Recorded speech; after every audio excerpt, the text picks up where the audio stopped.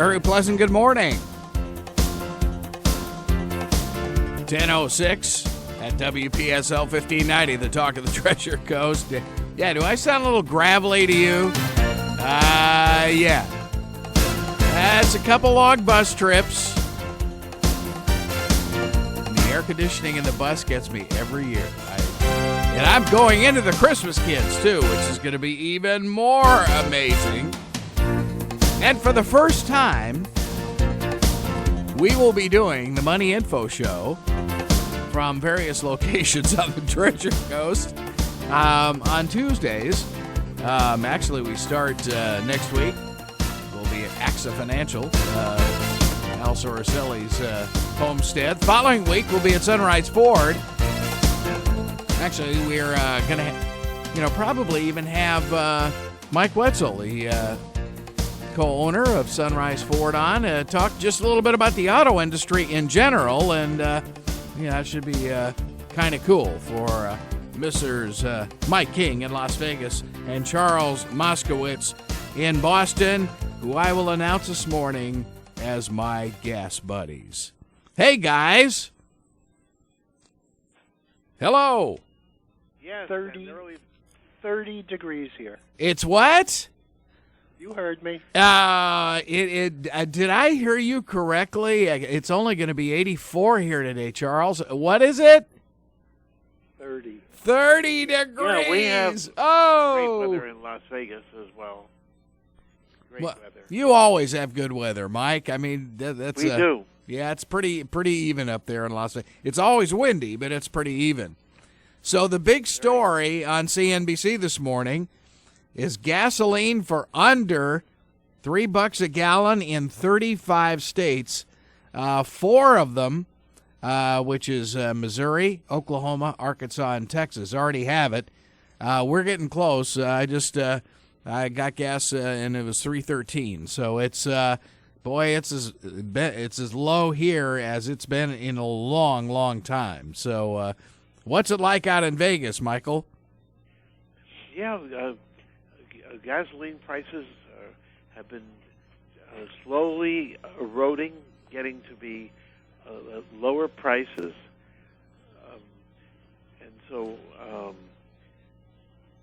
it's right around 290, 295. Wow! Yeah, it's still 320 here. Okay. Interesting. But the heating oil is down a little. What?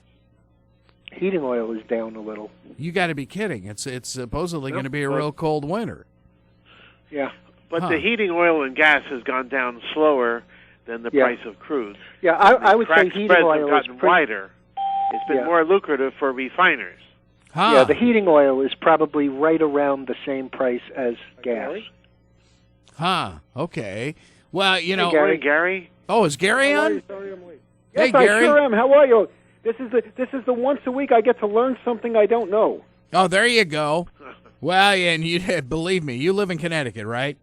Yes, I do. Yeah, well, you need to learn a lot then. Oh, Oh, I'm my goodness. sorry. I shouldn't be like there's that. plenty of room for you. You know something? That's fellas, with gasoline at $4.15 for regular and What? $4.80 for premium, you would think that most smart people would leave this state because of the high tax burden. And so I agree with you. It's time to move. We were just talking about that because 35 states, according to CNBC in their report this morning, will be under $3 a gallon. So you're how much?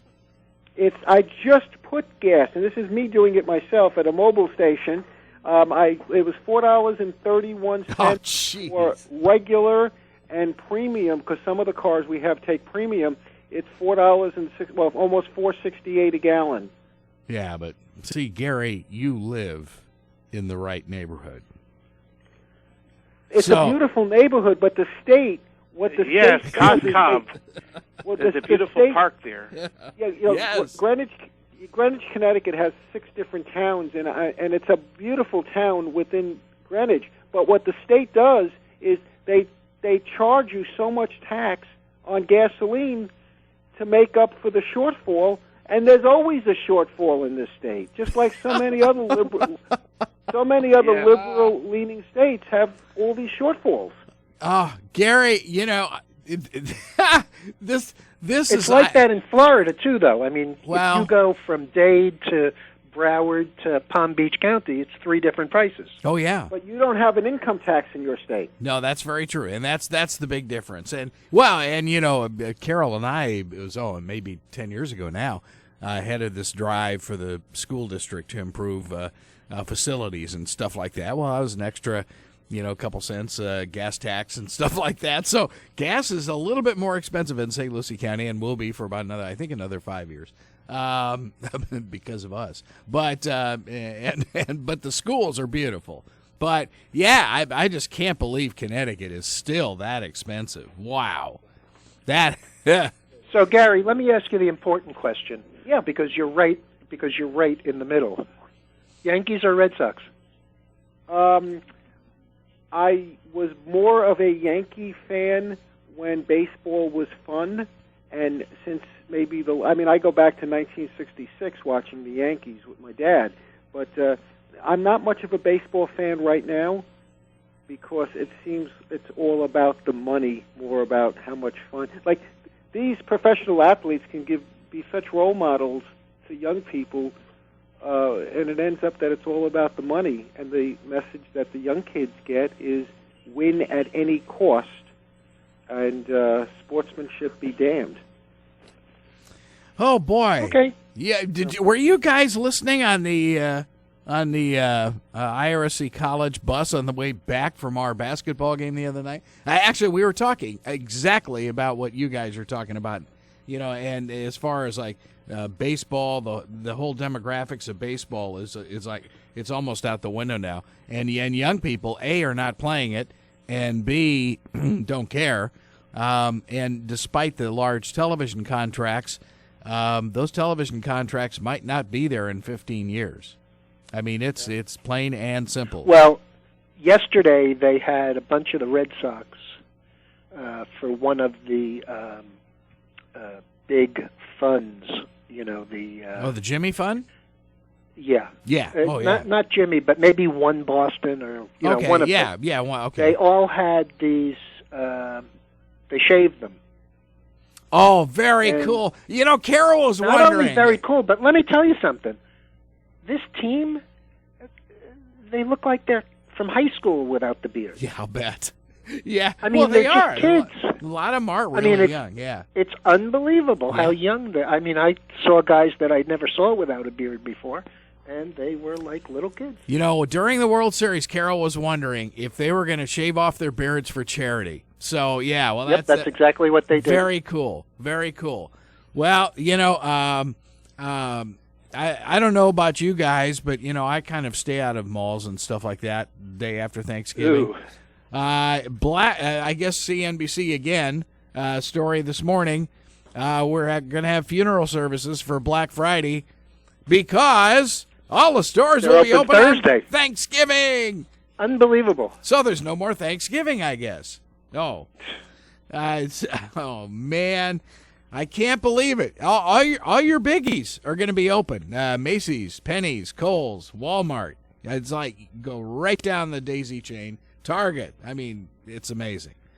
Unbelievable. So they are opening on Thanksgiving Day. Yeah. Okay. And early. Oh, yeah. Yeah. Not at 8 or 9 o'clock at night. They're open all day. Yeah. Yeah. Actually, some of them will be opening like very early in the morning. Yeah. Oh, yeah. Yeah. I bet you the people that have made the decisions that those stores be open will be home with their families. You know, it's going to be very... And there were a bunch of surveys also on CNBC where 80% of the people polled feel it's not a good idea. Well, I agree. I mean, you know, we have very few times where, you know, the entire family can kind of get together on a holiday, and that's one of them. And now all of a sudden you're going to be opening stores to give them a 6-hour jump on whatever. Oh, no. Doesn't work. Doesn't work. Oh, my. So, Michael, what's going on in the in the rim area, your expertise over there, what's happening over there? Well, in Europe, early this morning, their GDP was down, and so it put a pall of gloom, a little bit of gloom, over the markets. In addition to that, interest rates, I don't know if you've noticed, but interest rates are levitating higher each day because the economies are actually better than the yields would indicate. It's hard for yields to be kept down with the economies decent. And so you have a situation with a lower GDP going down to like up 1.1% from expectations of just 1.2%, and interest rates levitating higher. That combination is negative for stocks. And it's kind of good for the dollar. So the dollar has been a little bit higher, bottoming and looking higher. And commodity prices and stock prices are under pressure. You know, I know you guys have talked about China in the past, you know, and Charles has said, well, it's very difficult to get a real honest report out of there. And it was funny because I was watching Bloomberg. I do get bored every once in a while when I'm watching the NFL. And I hit Bloomberg, and they were talking about honesty in reporting as far as the stock market goes in China. And I was thinking, God, we heard that on this show almost 2 years ago. Yeah, you know, I go through the charts. Yep. And looking for trades and stuff. Uh-huh. And every time I see one that's a China one, I don't even write it down. Really? I mean, I just won't trade them. And, you know, sometimes it's to your detriment and sometimes it's not. The problem is that there's no way to avoid or to quantify the risk because the issues seem to happen overnight. Interesting. You know, didn't they have a non-manufacturing PMI number overnight that was supposedly pretty decent last night? But, you know, I mean, it's really difficult to trade those stocks. You know, there have been a couple of them. Like, if you remember, there's a company called Muddy Waters who writes about these what they consider to be bogus companies. Oh, really? Ooh. Talking about a new one recently. NQ is the symbol. Let me just see what it is. NQ is NQ Mobile, and it's a Chinese company. It was trading in the $12 area. Hold on 1 second. It's 10.51 now. Yeah, it was trading. Going it traded down. up from about the $8 area all the way up to 25. And then this article came out from Waters, and it went from 25. They stopped trading. You know, they have those circuit breakers in individual stocks now. They on Thursday, the 24th, so 2 weeks ago, they stopped trading in the stock 4 times during the day, and the stock had a range of 23 on the high to $8.46. Whoa! On the low. Ooh. It's down $1.42 today so far. Yeah, and then 2 days later it's below $8, and then 2 days after that it's $15 again. So, you know, that's just too hard to That's play. like gambling. I mean, that's truly just like rolling the dice. Yeah. Well, like I said, you know, it's next to impossible to be able to kind of key in on, you know, how you manage your risk. Trying to say there's a few transparency issues over there? Yeah. Well, now, Mike, like Lululemon again. Oh, okay. Having issues with their black pants. Oh, yeah. They announced yesterday. Oh, wait a minute. What? Not again? Yeah, again. It didn't hurt the stock this time because the stock is, you know, down a bit from where it was before. In fact, I think it was up about $1 yesterday. But, yep. I think I may do some personal research on on those, and just go to yoga I'm studios. sure Carol to won't make mind sure. if you sign up for a yoga class. I wouldn't survive one. You're right. I I don't think any of us would. That's It's tough. Oh man. So, Michael, what's happening in Korea? Have we got some good news coming out of there at all? Almost every day. Almost They're every day. Very progressive, and they're very progressive with electric vehicles. And tonight we have the Tesla earnings, and you can see Tesla looks like it's on fire. And whether the earnings are good or bad, Tesla is probably the next Apple. Wow. Denying that the world wants. Well, wait, Mike, you want to qualify that? Is it the next Apple at 300 or is it the next Apple at 700? 700. Hey. You have a great. It's probably a great opportunity, even with bad earnings. I don't know what the earnings are going to be, of course, but and I'm not recommending buying the stock right now because it's too risky going into earnings after the close. In fact, if I had bought the stock like I should have on the opening Monday, with the pattern that I like so much that Charles knows, I would be selling it now, just ahead of the earnings.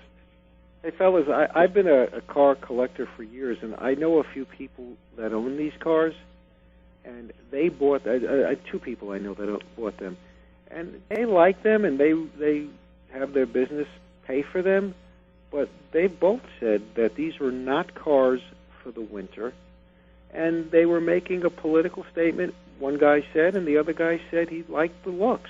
In my opinion, as a car enthusiast, I can't see how a company that's losing money trading for $172 a share, where its least expensive car, its least expensive, is almost $100,000, and you really can't drive those for any length of time in the winter because the heater uses a heck of a lot of juice.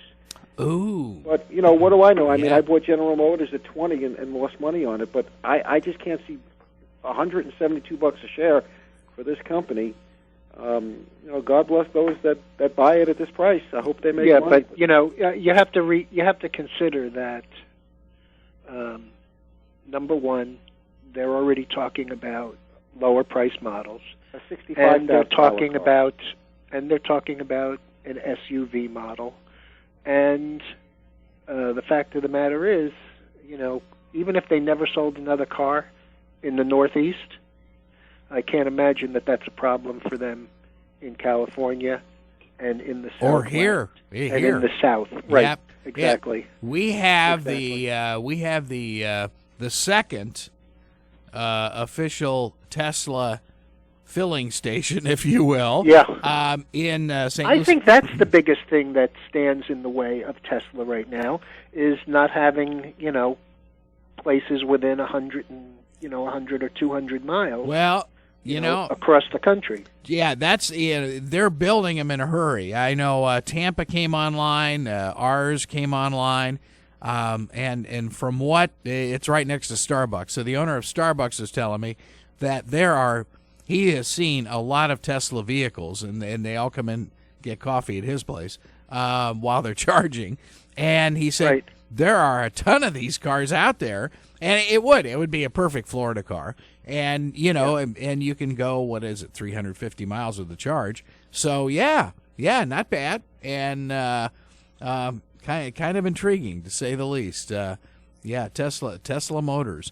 And by the way, guys, looking at CNBC this morning, did you see the new, what do you call it, hybrid Porsche? Yes, that's a cool car. Whoa, man. Gary, you got to get one.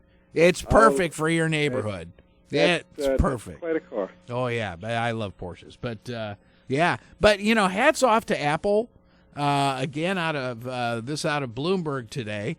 They will be opening their brand new plant in Mesa, Arizona, hiring 2,000 workers, and they're going to pay $578 million to GT Advanced Technologies to supply equipment for the facility. So hats off to Apple.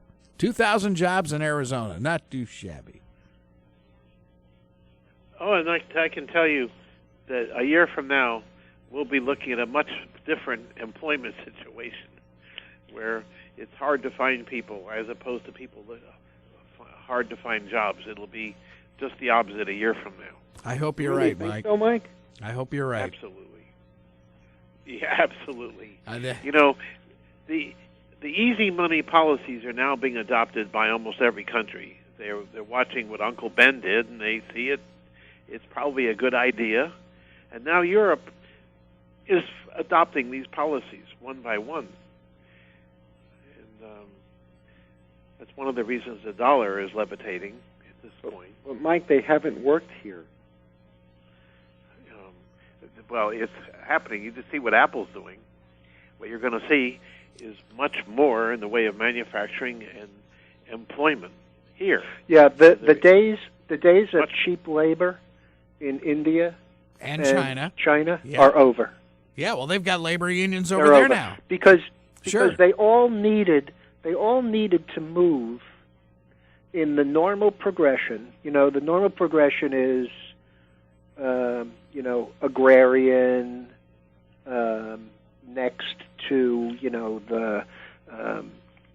to manufacturing, and then from manufacturing to a consumer-based economy. And you can't have a consumer-based economy unless the people are making money. So they're becoming more expensive, and so that's why we're building plants here. That you think Toyota wants to build plants in Texas? I mean, it pays. It's just that simple. And a lot of those manufacturing jobs are unskilled. So there are plenty of people around for them. Yeah, but when you start looking at, I've seen the video of the BMW and Mercedes plants up in Alabama.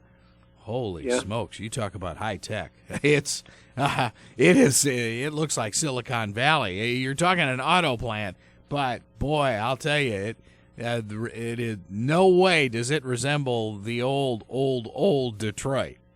No, because the old Detroit failed because of benefits and costs in having those workers. Yeah.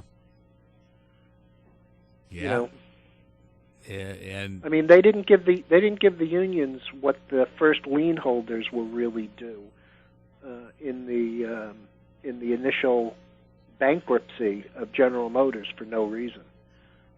I mean, they're not coming back.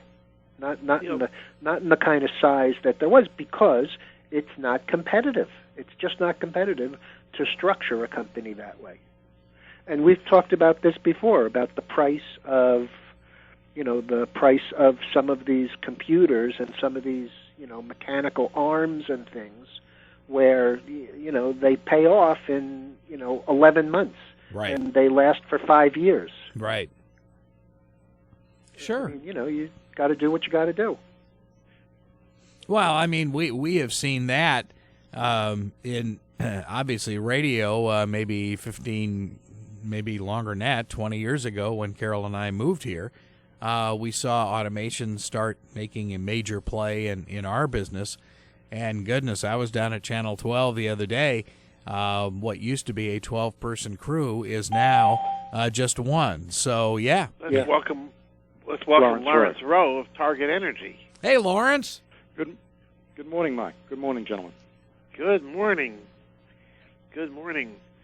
I'm sure Laurence is back from the Permian Basin and can give us a report on just what Target is doing.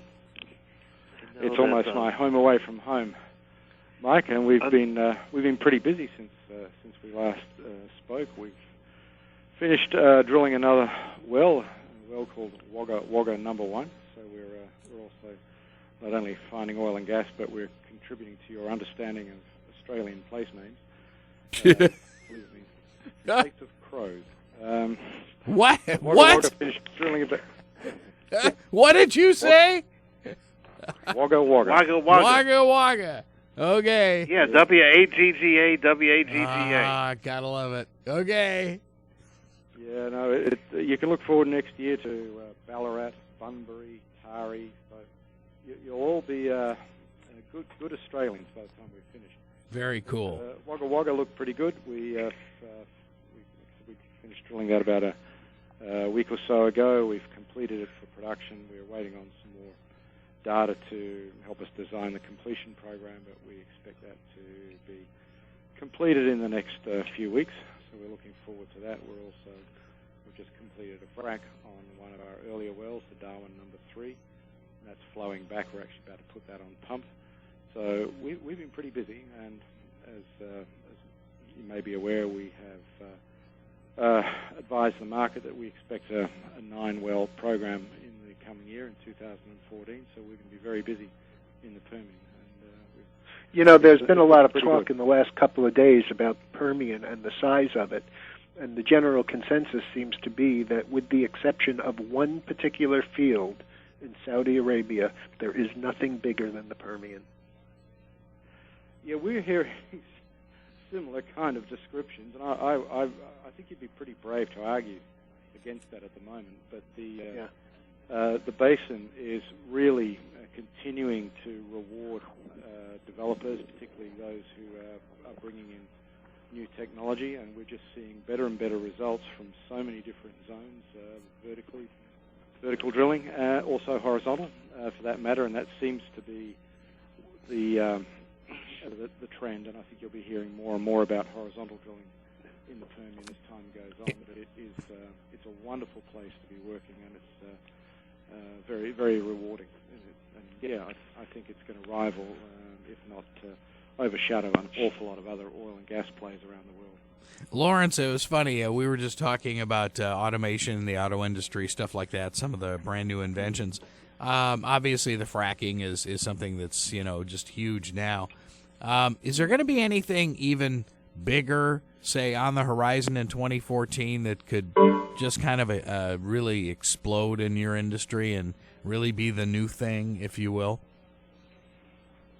Without having a crystal ball, that's probably hard to argue. I think what we're continually doing is refining the techniques that we have and doing things better and better. There you go. And at the same time, bringing the costs down. I think that's something that's pretty important for the industry, and we're seeing that in a lot of these efforts. If we talk about the horizontal drilling, they're drilling longer offsets. They're doing more frac stages, so they're yielding more hydrocarbons from the same borehole at the same time with what they call pad drilling. So this technique where you're basically drilling quite a few boreholes fundamentally from the same location, so it cuts the cost of mobilization and demobilization and really gives you an economy of scale that you hadn't seen before.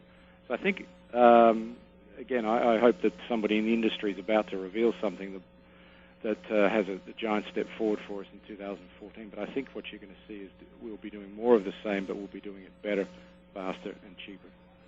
Now, Laurence, where will your oil go? I mean, is yours going to be for export? Is it going to stay here in the U.S., or do you have any idea? Actually, I don't really sort of track where it goes. To my knowledge, it ends up at Cushing in Oklahoma, but I know they are in the process of constructing pipelines that allow us to get some of the oil directly down to the Gulf Coast refineries. But at this point, to my knowledge, it all stays within the U.S. and that's good. The first port of call is Cushing before it's distributed from there.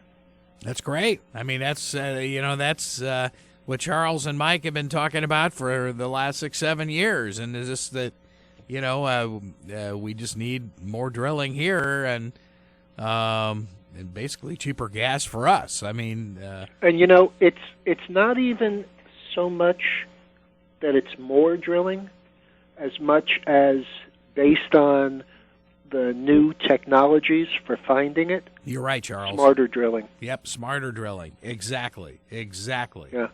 Yeah. So what does the stock look like, Laurence?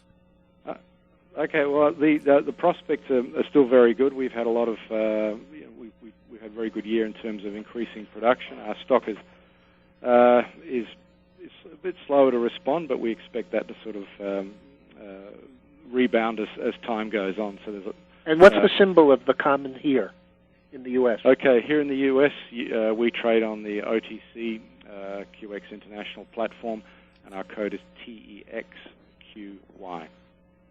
TEXQY, okay. Y. On the OTC. So you can look us up there. Okay. Good stuff. Yeah, well, you figure the more good news you keep pumping out, it's bound to, help the stocks, to say the least. I mean, that's absolutely, and we'll see that. I expect to see things sort of rebound in the not too distant future. I think we've had such a strong year with good drilling results earlier. Again, we've got 3 wells that are in the process of being completed or flowed back. We have another one in Louisiana that I didn't mention, and then the very high levels of activity that we're anticipating next year.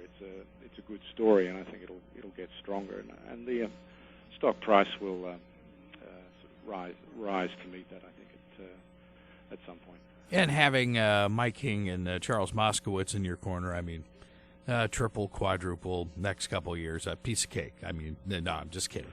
But okay, tell us about the Louisiana property. Okay, that's a field we've been in for a few years. It's called East Chalkley. It's down in Cameron Parish. We drilled an oil development well there early this year. It had been a long time between drinks, as we say in Australia. The previous well had been drilled in 2008, and we were very keen to get another development well there. The field, we believe, has somewhere between about 1.7 million barrels and 4 million barrels of recoverable oil, depending on whether you're looking at the most likely case or an upside. And so far it's produced about 120,000 barrels, so we think there's a lot of oil left in the ground. Wow. If we were keen to develop it. The well was drilled earlier in this year. I think it was finished drilling in June. It's operated by Magnum Hunter. We have a 35% working interest.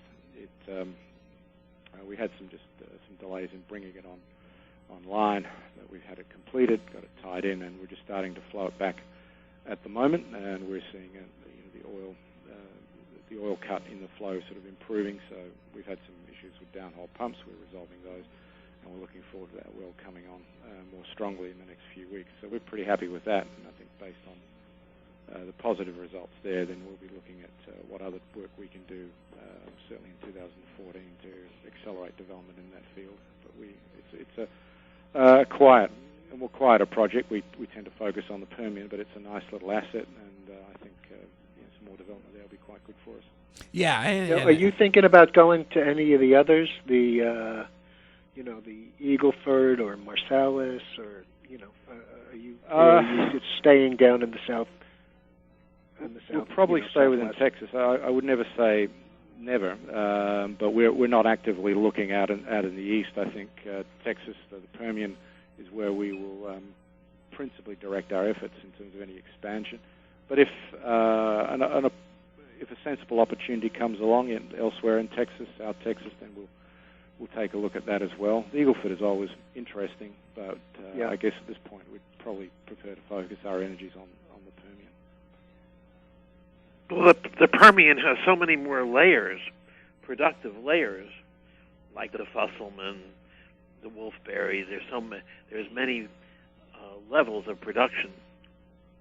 Well, that's one of the glories of that basin, Mike, and it's a great observation. If you ever look at of a diagram showing you the productive thickness of, say, the Bakken or the Eagle Ford, and you compare it to the Permian has so much more,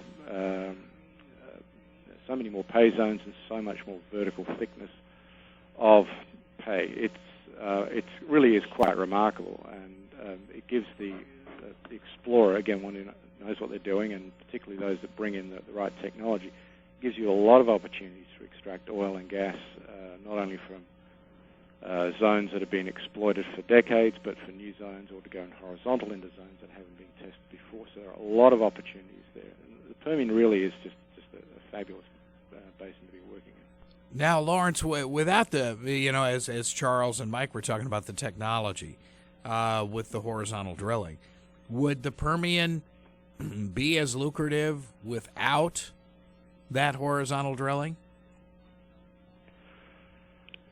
No, I don't think it would. That really has been a step change. You had conventional exploration for many decades. In the late 2007 or thereabouts, they started developing the Wolfberry play, where you drill a vertical well to about 10,000 feet, and you could frack a considerable amount of that section vertically, and it would be economic. But it still only reaches a certain amount of rock. The big move forward was developing the horizontal plays, and that has been and will continue to be a game changer for the basin. And we talk about drilling in the Wolfcamp, we talk about benches, so different shales within the Wolfcamp section. We talk about the Klein, which is frankly is another Wolfcamp section. They're looking at some of the other zones that have traditionally been produced only from vertical wells, and the industry saying, well, maybe we can go horizontal in this one, and maybe we can go horizontal in that. So there's a lot of experimentation and unlocking the code, as we say, in some of these other zones, trying to get it right and working out the best way of approaching it. But, my view is that the horizontal techniques have been a game changer for that basin. This may seem really sophomoric, seeing that I don't understand the oil industry at all. How far can you go with a horizontal play, as you call it? Okay. I think you can just about go as far as you like until the money runs out, but practically speaking... yeah, between drinks, right? Oh. Yeah.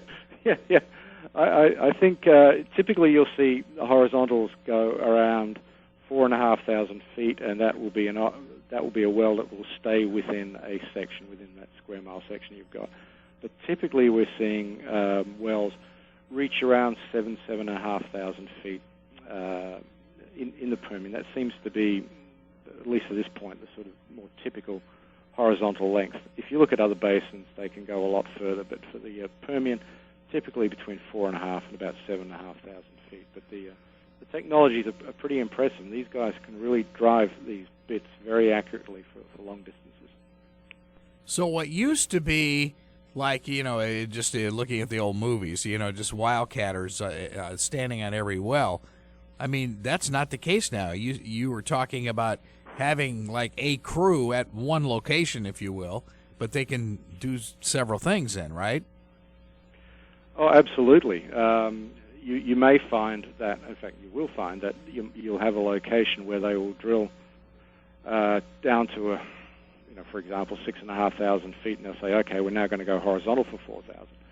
But that's just one shale, and we've got another shale that's another 500-600 feet below that. So we're going to drill another borehole, and we'll go down further, and then go horizontal, and then we can then do that in the other direction. So you may end up with a location that's got maybe 3 horizontal boreholes at different levels in one direction, another 3 in the other direction, and then they will move the rig. They'll skid the rig over 150 yards thereabouts, and then they'll do the whole thing again.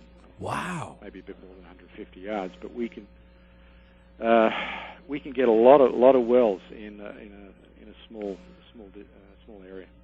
That's amazing. That is absolutely amazing. Charles, any more questions for Laurence? Not really. I mean,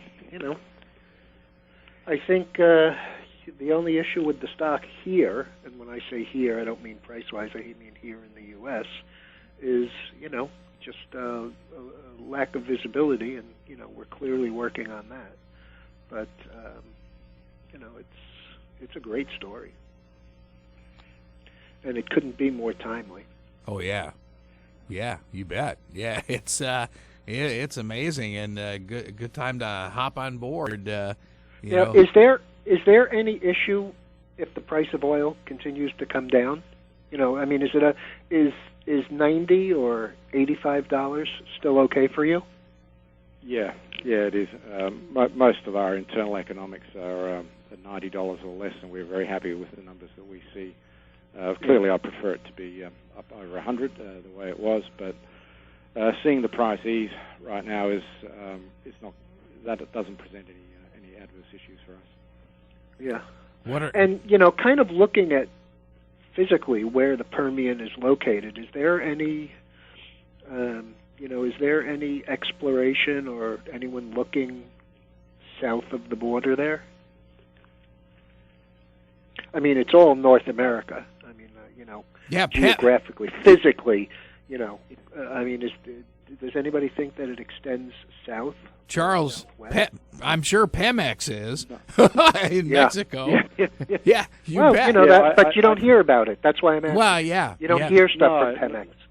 Yeah, that's true. Not with the Permian. I think the Eagle Ford and also the Pearsall Shale down there in South Texas. I mean, that clearly extends across the border, and I imagine that our friends on the other side there are probably working quite hard to exploit it. It may not be as successful as far as those. Well, they have another source of income.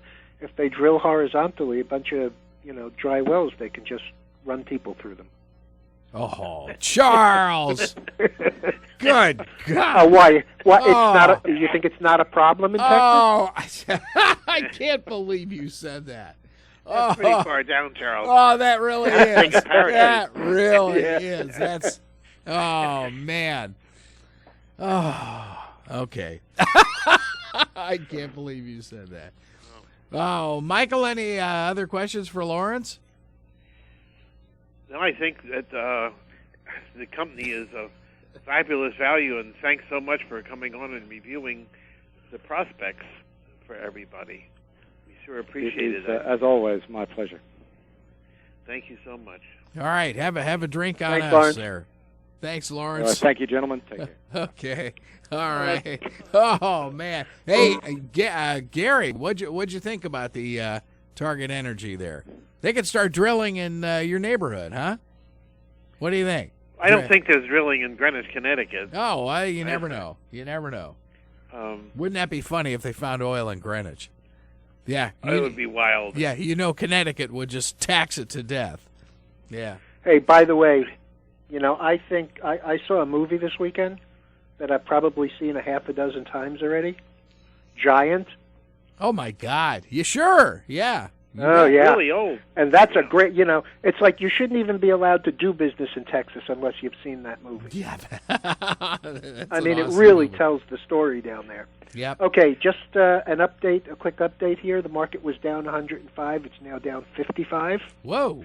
The gold was down 8 or 9, down 5.5. And the S&Ps were down close to 10. They're now down 665. Dollar a little stronger against the euro and the pound, and the Japanese yen is a little stronger than the dollar. Wow. So that's a great review, and we appreciate it. And I have a Rule 17B on Target Energy that Princeton Research has paid $2,500 a month to do investor relations. We always have to discuss that. Yep. But Princeton is also buying the stock for its own account, both in Australia and in America. I think it's a long-term, excellent investment. Yeah. Well, and Laurence really seems to have his act together. I mean, it's he sounds like Crocodile Dundee every once in a while, but I mean, that's he's very sharp though, very, very sharp. Yeah. And in case anybody missed it, if you want to talk about the issue of hubris, did anybody notice the filing for the Brazilian oil company with the gentleman, Mr. Eric, I think, Batista, who on CNBC a little over a year ago told Maria Bartiromo in an interview that he was going to pass Carlos Slim as the richest man in the world at the time. He had a net worth of about $34 billion, and he managed to lose 33.5 of it in 13 months. And the company went bankrupt. He had all these oil dreams offshore Brazil, and they just didn't pan out. Gee. How many times have you heard that in the oil business? You really have to be aware now, not only that you're in energy as a balanced portion of a portfolio, but where you're involved in energy. Because, when they fail, they fail big. I don't know. I can't think of anyone who has lost that kind of money that quickly. Well, weren't they talking about the fact that Brazil offshore would equal the U.S. and Saudi Arabia combined? Yep. I mean, it was like not only that, unbelievable numbers. They built the docking facilities. Yes. They built the pumping facilities. Yep. They built it all and leveraged the company to death. And it's almost like the same thing of why people say, the earnings only missed by a penny. Why is the stock down 12%? Well, when you leverage something like analysts do with earnings, where, in order to justify the value of a company, they talk about, how the numbers multiply over the next 3 years. And when you lose by a penny, it's not the penny. It's the multiplication of that penny through the next 2 or 3 years, as a decline in the growth rate. So, it's tough. By the way, there has been a bit of a move into some of the more defensive stocks away from some of the small caps, and I'm just watching the tape here. And while, Google was down a little and Tesla is up 2 to down 2, and Apple seems to be, holding around unchanged, some of the stocks like Cisco, companies with big cash, decent dividends, and low volatility, are up pretty substantially. I mean, Cisco's up over 2% right now. It's 23 and change, up about 45 And you're heavily long Cisco. I know. Well, we're not heavily long, but we are long, and that's why I notice it. But there is that kind of narrowing of the market away from some of the small caps, the Russell 1000 and 2000, into some of these better-known names. And those better-known names are all in the Dow, which is the only one that really didn't make a new high, or, as in the NASDAQ, a new recovery high in the last couple of weeks. Really? Now the market's only down 43, and the S&P is only down 480. So, we seem to be, building on a little bit of a comeback here. Well, we're also buying the chemicals like Dow Chemical, right. Monsanto, because they're going to enjoy the lower Dow raw material prices. Right, It's and the as Dow simple as Chemicals that we bought well under the market from the close on the weekend. We paid $1.10 for them. I mean, they're not up overwhelmingly, but they are $1.17, $1.18, and they are on the high of the day. So, that seems to be working quite well. Well, hopefully you guys can, get out your Kleenexes and stuff and you don't cry too much. But Martha Stewart's new CEO may wind up scuttling the place. Selling magazines and home decor companies and stuff like that. Well, it's the same thing that you have when you have a multifaceted asset like that. I mean, who thought that Sears would sell Craftsman? And they bought all of these other retailers, Land's End and, a couple of others, that were very well-known names. And now they're talking about, liquidating those back to the public. There's nothing wrong with that. I'm just saying, a lot of these companies that, want to rely on a specific core competence, which is, I think, a good thing, have, multiple divisions that they can get rid of and not hurt the company at all and dispose of an asset and get paid for it. What's really interesting, Charles, you start looking at especially this area of Florida, And there is a huge RV company located in San Diego, sales company, La Mesa RV. And they've been in West Palm Beach market for a long, long time. So all of a sudden, we were driving by in the bus coming back from Miami on Saturday, and I realized this place looks closed down. They're opening a huge, huge facility here in Port St. Lucie, and will now give them 8 around the United States. Quite obviously, strategically, whether it's Tesla or a few others, the word's getting out about certain areas of Florida to develop. They're also going to Sanford, Florida, which is just outside of Orlando. So, right. But on the side of Orlando that, is not all that far to Jacksonville. So, Wasn't Sanford in the news recently, Greg? Don't even go there. Yes. Oh, okay. No, I mean, I don't remember what it was. No. I just remember the name. Yeah, yes. It was a huge court case for a long, long time, yes. But, it's amazing to watch and see what's going on. And again, as Gary points out, as he's being taxed to death in the state of Connecticut, and I'm sure you are too, Charles. Massachusetts? Yeah. That, a lot of folks are looking to, A, where Mike lives in Nevada, and B, where we live in the state of Florida. Basically the Sun Belt states are really showing a lot of growth. So, yeah. Well, what would help a lot? Gary had mentioned that he didn't think the cheap money, the low interest rate money, was helping the economy. But one of the problems has been the repeal of Glass-Steagall, enabling banks to use the money to speculate in the commodity markets and in stocks. With Glass-Steagall put back on, which I hope would happen, then banks would lend to industry like they're supposed to. It was the repeal of Glass-Steagall that's put us in jeopardy.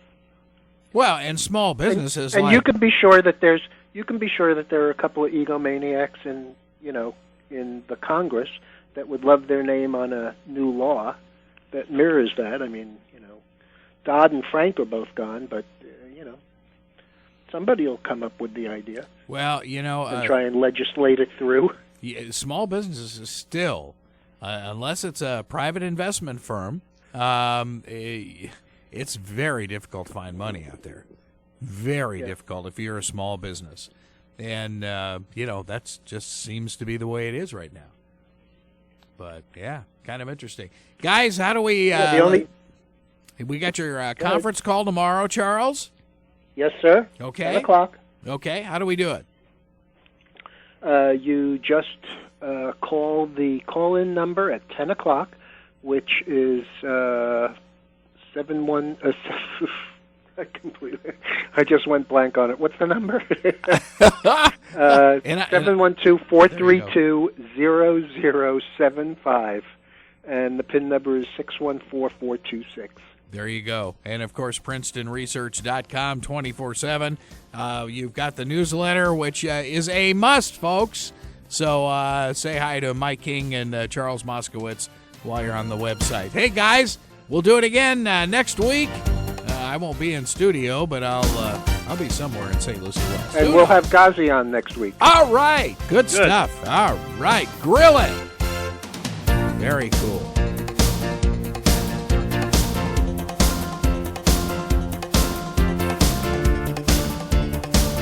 You're listening to Money Info, brought to you by Princeton Research, right here on WPSL, Port St. Lucie.